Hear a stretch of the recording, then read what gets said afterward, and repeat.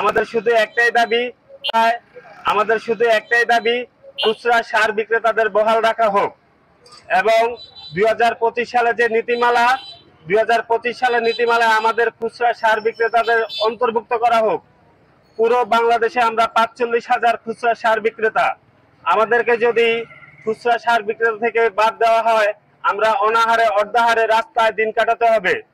সম্মানিত সাংবাদিক ভাইদের দৃষ্টি আকর্ষণ করে বলছি, আপনারা অবশ্যই লক্ষ্য রাখবেন, আমরা খুচরা সার বিক্রেতাগণ কৃষকের স্বার্থে কৃষকের দোরগোড়ায় সার পৌঁছে দিচ্ছি অত্যন্ত ন্যায্য মূল্যে।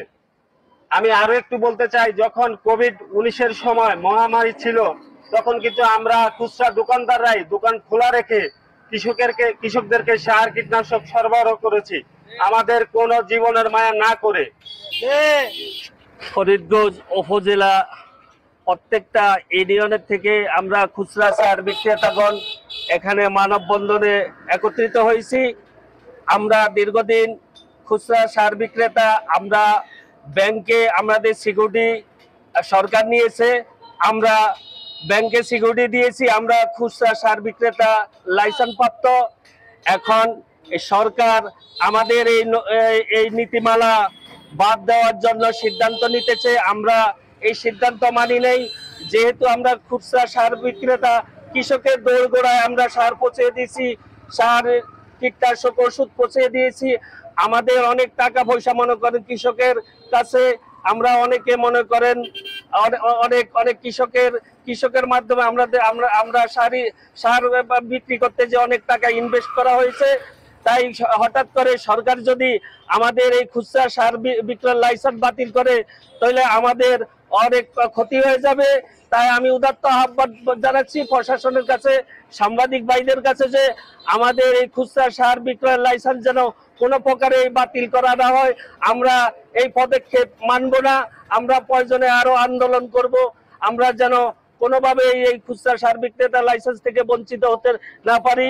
আপনারা প্রশাসন সবাই আমাদের প্রতি দৃষ্টি রাখবেন।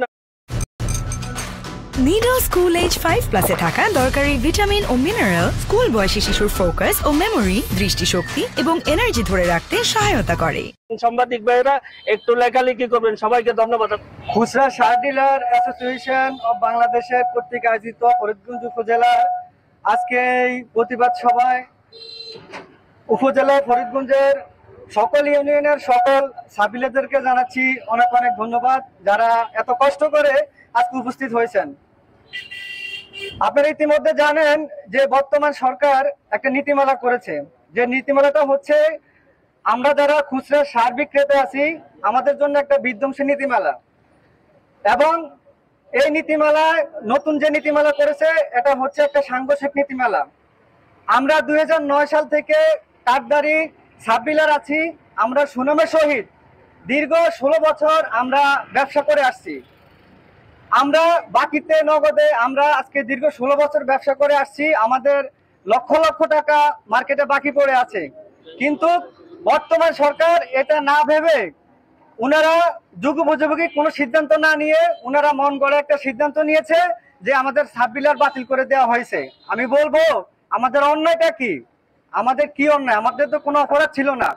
যদি আমরা কোনো ভুল করে থাকি সেটা আপনারা ভুল ধরিয়ে দেন, আমরা ইনশাল্লাহ শুধরিয়ে নেব। আমাদের প্রত্যেকটা সাবডিলার একটা পরিবার আছে, এখন আমরা পথে বসার উপক্রম।